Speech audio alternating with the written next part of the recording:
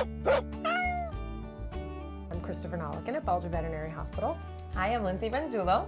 Talking today about allergies in pets. Spaying and neutering your pet. Pet weight management. And we're going to talk today about pet summer fun and safety. But doctor. Mm-hmm. So she says, I got You're good, good girl. You got a lot of treats, a lot of TD treats. Up on that table.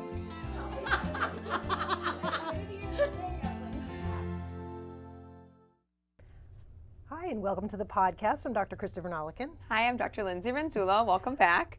So we have big anniversaries this year. Oh, right? I can't even believe it.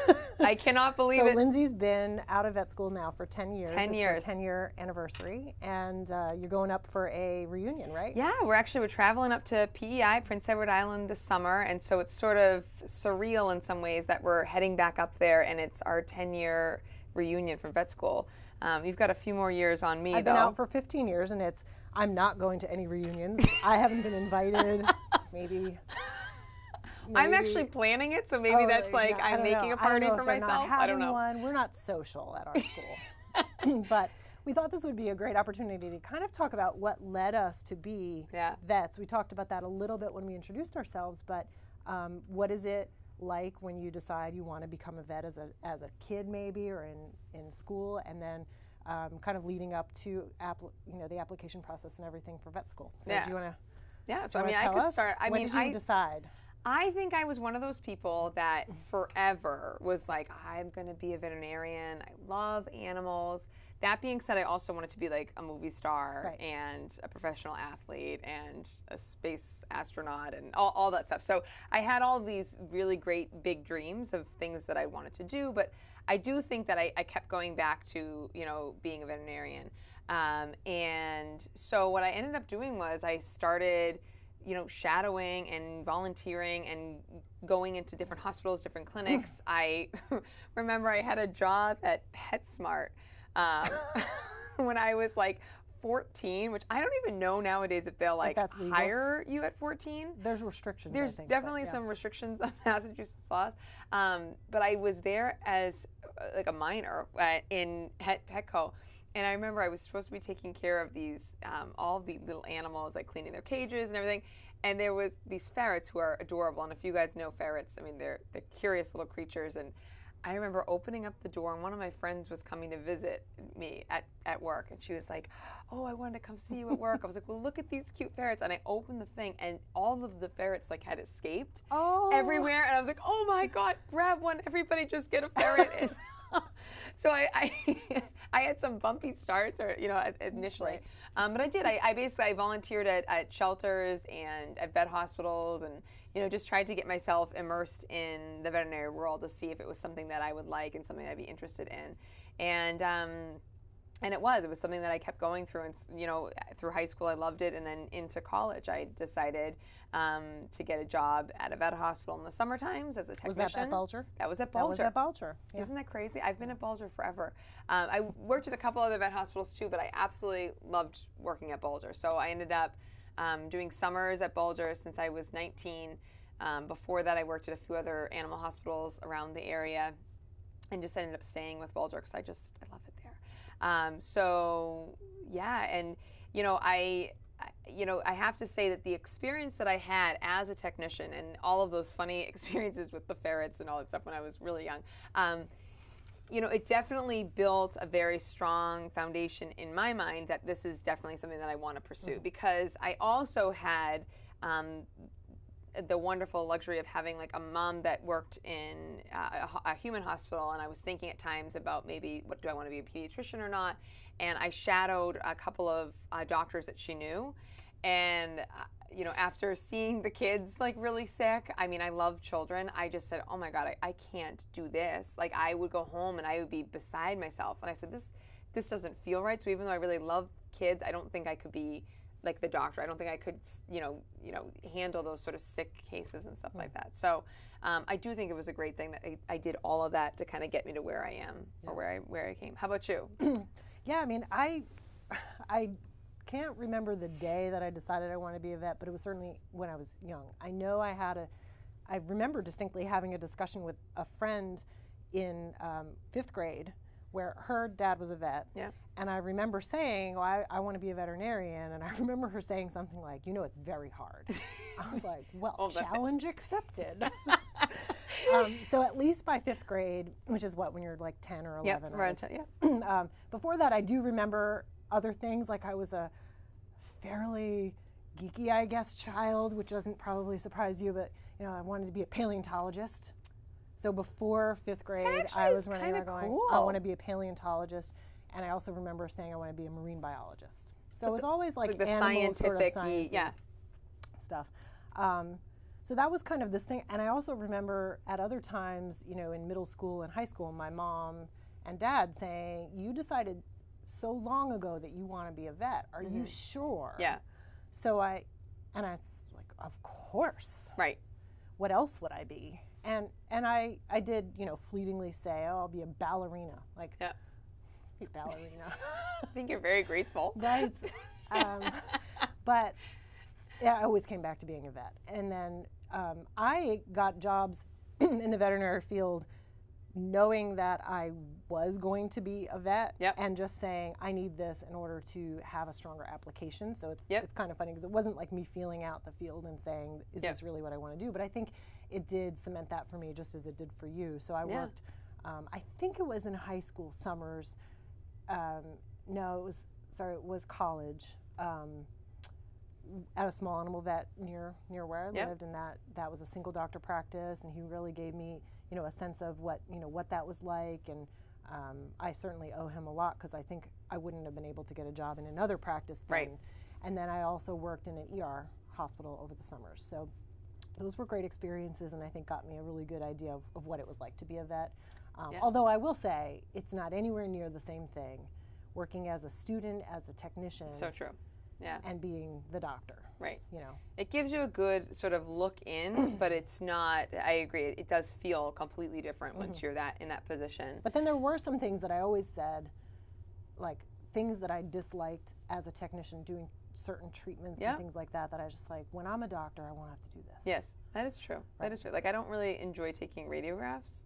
And that's more of a technician job at this point, so it's kind of nice that you don't have to do it. So here I want and they that. like that in theory. So so then what about? Because I don't feel like. Do you feel like anybody that really says that they like later in life decided to be because we have a couple of doctors a doctor because we have a few we have actually one doctor in our practice that was a teacher before and then decided to go back to vet school. I feel like a lot of it is like sort of that inherent love for animals and then maybe that love for medicine. But I have several classmates of mine that were later in life changes, and there was one doctor that used to work with us that did change. She was a financial broker or something. Yeah. Like That's right. That's right. Later, and actually my classmate was that too. She worked in the finances, so she didn't even have they didn't even have a science background. I think it does happen, but I think it seems like increasingly the graduates from vet school seem to be young, right out of high school. Right out of college. Yeah, but it can happen either way. Yeah. So then, when did you start to think about applying to vet school? Like, when did you start to go through that? So once I had my wonderful experience with the ferrets and all of those experiences with the different vet hospitals and things like that, and then I had done a few of the shadowing in regular human hospitals, I realized, okay, I'm going to kind of hone in on the veterinary field, because even though the other things seemed appealing, I think as you get older, you're like, all right, well, I'm not going to really be an astronaut. That sounds, in the end, really horrible to me, like to be stuck in a shuttle up in space. I would vomit. Yeah, it would not be good. So I think all of those other, movie stars, not going to happen. Well, maybe it will. Maybe it could. Maybe it's happening, right now. Maybe this is me living my dream as a childhood. But no, all of those things start fading away. And so, once I decided to start applying to vet school, it was definitely in college. I said, I need to start getting on this and being really good about how I'm going about it. Meaning I want to make sure I can check freshman year, what are the requirements that they want?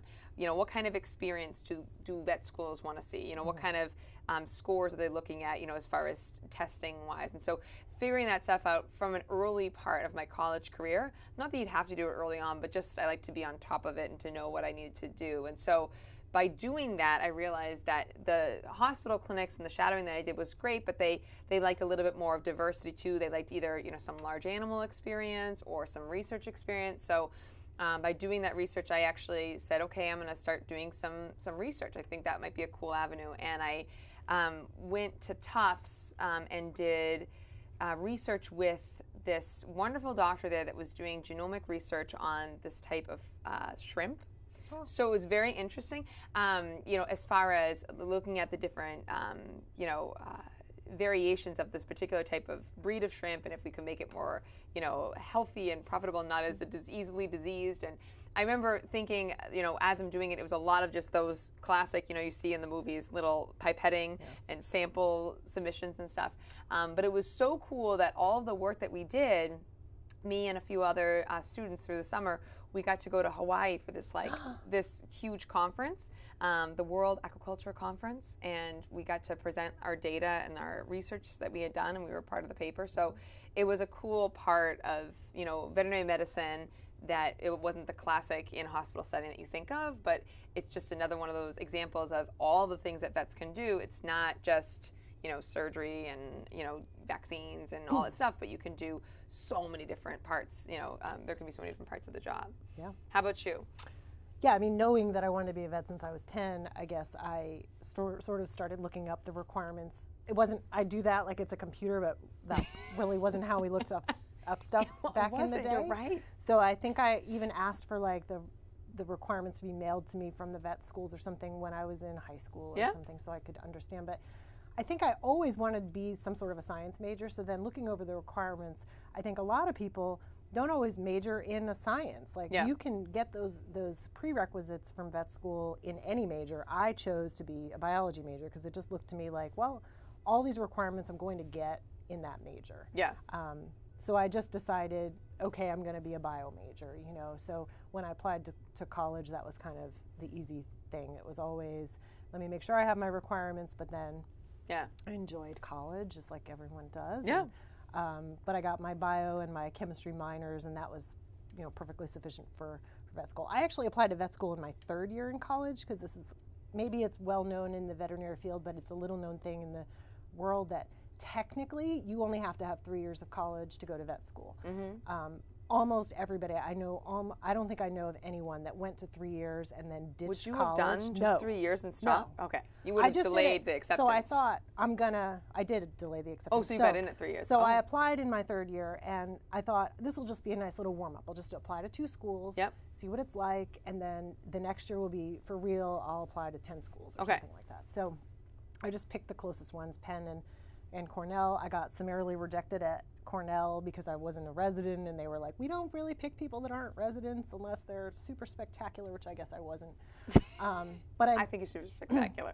But yeah, I did get into Penn, and so in my 3rd year of college, I already knew. That's kind of nice. And I just deferred entrance. I did do, my work as a technician really was all I had for veterinary experience. I did a little shelter work, so I didn't do any research stuff until actually after I'd been accepted, and I did some lab animal research with rats and guinea pigs in a little startup company in Cambridge. That's very cool.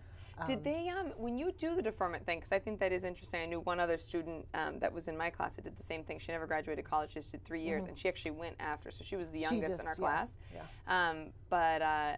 Did they have requirements like you must finish with a certain GPA? Like you can't let yourself slide in that senior year knowing that you're into vet school? No. Interesting. Because they accepted you then. Yeah. So they accepted me as I was at that moment. Wow. I actually only had another one more semester to finish, so I finished 6 months, 1 semester early in college, and then I just did this other work. But you just send a letter. I just remember getting that call. I don't know how you got your acceptance. Yeah. They called me. They called you. Yeah. So I got a call from this very famous veterinarian who interviewed me in vet school. Goodness. And I don't even think I realized how famous he was. But this guy interviewed me and called me 2 days later and said, you got accepted. I mean, I think it was 7 a.m. Floored. I was sleeping. think I might have like burst into tears, crying. Yeah. Call my family. You know, Oh, yeah. So it's a little bit. It was more exciting to me than just getting a letter that said you were accepted. I just got the letter. I did not get a call. Yeah. I don't know. But that's fine. But that was great. Yeah. So so that was my journey to vet school. Wow, it's very cool. It's cool to hear all the different different stories, because not everybody's the same. I did more research. I ended up liking the research with the shrimp so much that I did more research with African wild dogs afterwards at the Franklin Park Zoo. Nice. And that was a really fun experience. But then I realized by doing a lot of this research that even though it was fun and like cool to like do, you know, all of the collection of data and stuff like that, it just wasn't It wasn't your cup of tea. It wasn't my cup of tea. It's good to do that to know. Right. Yeah, because it's a lot of numbers and papers, and you know, I like to be more involved and active. No. Yeah. So I think we're gonna do future segments maybe about, you know, vet school and the different experiences that we've had there, and the kind of day in the life of a vet at our hospital. This is just kind of a beginning, since we did hit this little milestone here with 15 years and, I can't believe and 10 it. years. Yeah, it's very cool. So to change gears a little bit. Let's change. We're in springtime, and I think the most common question I'm getting lately is like the dogs and cats are coming in with their 10 to 17 pound weight loss over the winter, or weight gain. Weight gain over the winter. And so we want to talk a little bit about losing the winter weight. It's a legit thing. I mean, I do have some winter weight as well. It is a legit problem, not only for our animals, but I think for us, inherently it's cold, it's snowy, we're not outside as much, we want to eat food. So I do think that this is something that we see not only with ourselves, you probably have experienced something similar like this, plus the holidays are always tough because they're in the winter. And I just wonder, you know, we don't often talk about preemptively maybe preventing winter weight gain, and I think that seems like a logical thing. Like if you know you're going to be less active with your dog, you know, do you think about dropping their calorie intake a little bit earlier? Right. But we don't. So now we end up with, we've got our dog gained a couple of pounds to many pounds. Right. Right. Oh, look, they've got this nice chart up. So behind So how do you know your dog is heavy? There are searchable, if you're listening to us, there are searchable resources. You can look up body condition score in dogs, and you can find a nice chart where you can kind of gauge your pet's relative obesity. Right, because even with people, I mean, they try to do it by your height and by your weight. You know, what is your, you know, BMI? BMI is sort of what they do in people. We do this body condition score because it's really hard to say a golden retriever should weigh, you know, 70 pounds. You know, it's hard to say, well, is that a really big, tall, you know, golden retriever? Is it a really kind of short-statured one? So you have to do it more on how the dog feels and looks. Same thing with cats. Just like with people, too. I mean, right, you don't say every woman should weigh. I don't even want to say a weight, don't even say right? it. But even the BMI in people, I think they've noted that there is some flaws in that system as well, because some people are really, really muscular. Right. And their BMI might be falsely elevated because of that. So, you know, these scores are a guideline. It definitely isn't saying that, you know, but this is nice. I like this in the sense that it doesn't have a particular weight that you have to associate with your animal. It's more of how your animal feels and looks, and go from there. And so if after the winter your dog looks like a log, if your dog has no more waist, then we need to talk about weight loss. So weight loss in dogs, I mean, it is not, I don't want to say it's not rocket science, but it's really not rocket science. No. It still is a basic equation of how many calories an animal is burning and how many calories they're taking in. And that's the variability there is the amount your animal is burning is really dependent upon a lot. It's the metabolism, it's their activity level, it's just their basic genetics, and sometimes how much weight they already have, because a leaner dog is going to be a little bit more able to burn calories more efficiently than a more obese dog, just like in people. So weight, I guess, calorie restriction. Yeah, so I mean, when you do say it's basically calories in versus calories burned. So if you know that you have a dog that's just not a super active dog anyway, and they're gaining weight, and this is, you know, despite no other underlying medical conditions. There are a couple of medical conditions that can cause weight gain in pets. You know, in dogs, hypothyroidism is a big one. So, you know, if all those things are ruled out and you're just sort of looking at basic, you know, my dog is gaining weight because my dog's probably not moving around a lot and I'm giving him extra treats and stuff. You look at, you know, how active is your dog, and then you have to figure out how many calories you're feeding him. And, you know, it can be so varied. It's not, again, every dog's metabolism is so different. So some owners will give their dogs, you know, 2 cups of food, and it seems to be maintaining their weight just fine, where other ones need to give like 3/4 and 3/4, you know, 3/4 in the morning and 3/4 in the evening. So you really, it's not a exact science per se. Is you do have to kind of like figure out each individual dog and how much your dog needs. Yeah, and I think, you know, it can't kind of underestimate the idea of people understanding what they're feeding their dog at that moment, because I think it's too easy to just say, well, I feed them a cup a day. But is that really all that they're eating? You've got to check all the family members. I cannot always, I mean, you can't always trust that people in your family are being honest with you about what they're feeding. How many cups I've had owners that say, I know, you know, my husband claims he's giving a scoop, but it's like a big rounded scoop. Yeah, like the cup isn't a cup, it's like a whole big. So start with a notebook and start keeping track of, this is how much my dog is eating this week, or my cat is eating. And that's everything. It's every bit of cheese. A piece of cheese is 70 calories. That's a lot for a dog. For a 50-pound dog.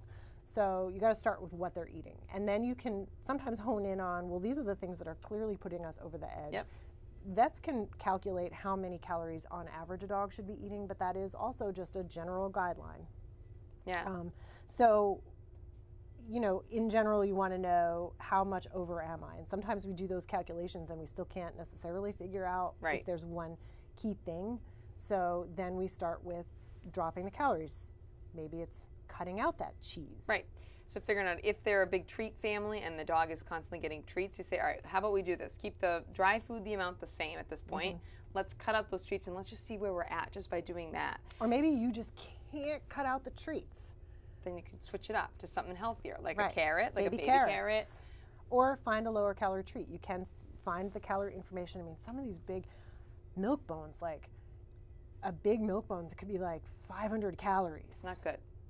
And little milk bone, maybe that's only 10 calories.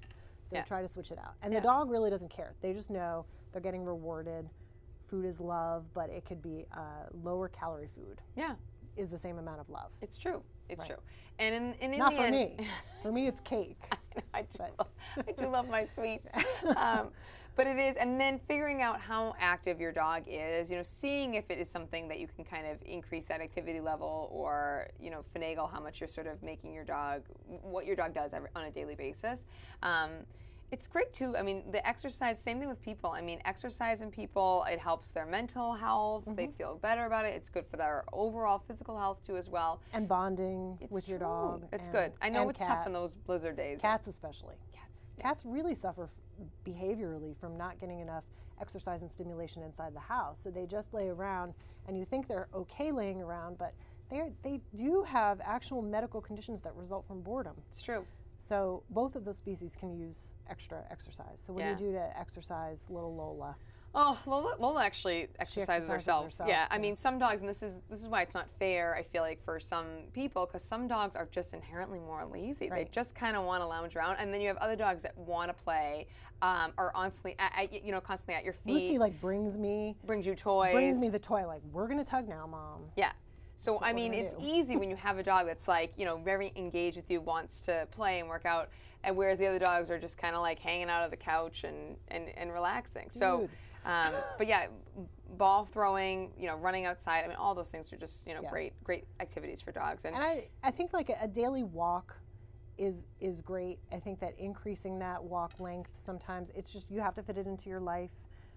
And that's hard, but that's good for you too, to do those things. So. Definitely. Yeah. But the winter weight is real. I mean, it is for real. So, and we're seeing it now. It's funny because we are seeing all of our spring patients coming in, and it is funny if they came in, you know, at the last fall or last August for something, and then they're coming in now for their vaccines. You're like, whoa, okay, it happened over the winter. We gained a few. Yeah. So this, going back though to the body condition score, you can score your animal or get a rough idea of maybe where your animal sits on these body condition scores with the charts. It gives you different descriptors based on what you're feeling, like if you're feeling the ribs, if you're feeling the spine and the back. So it does give you an idea of maybe where your pet currently sits. Because sometimes people, I have to say, they honestly don't know their pet is overweight. They think that that's normal, or they think just the hair coat, if they've got a puffy, like a poofy coat, they think, oh, they're not overweight, it's just the poofy coat. But if you actually feel beyond the poof, you're like, well, actually, no, they're not just fluffy. Just fluffy. I wish we could all wear a poofy coat. But anyway, so that's our winter weight. So good luck. If you need your pet weighed, go into your vet and weigh them, or weigh them on your own scale at home. But you can definitely do it at home, because in some ways I feel like it's harder for us. I know this sounds weird.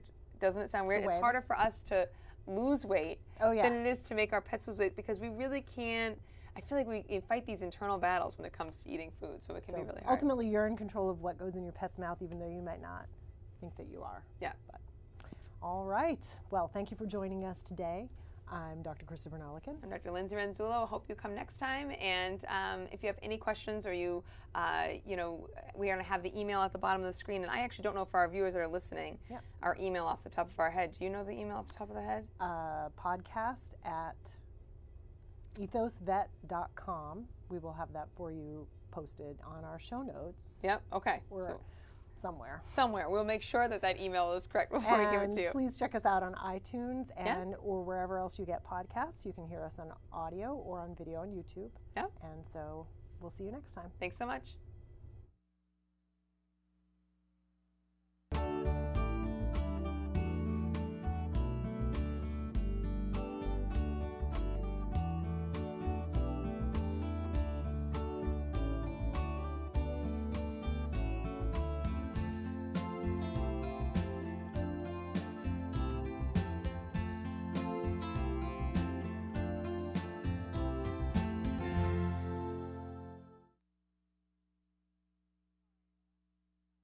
We are now available as an audio podcast. Subscribe to us on iTunes, Google Play, or your favorite podcast app. Thanks so much.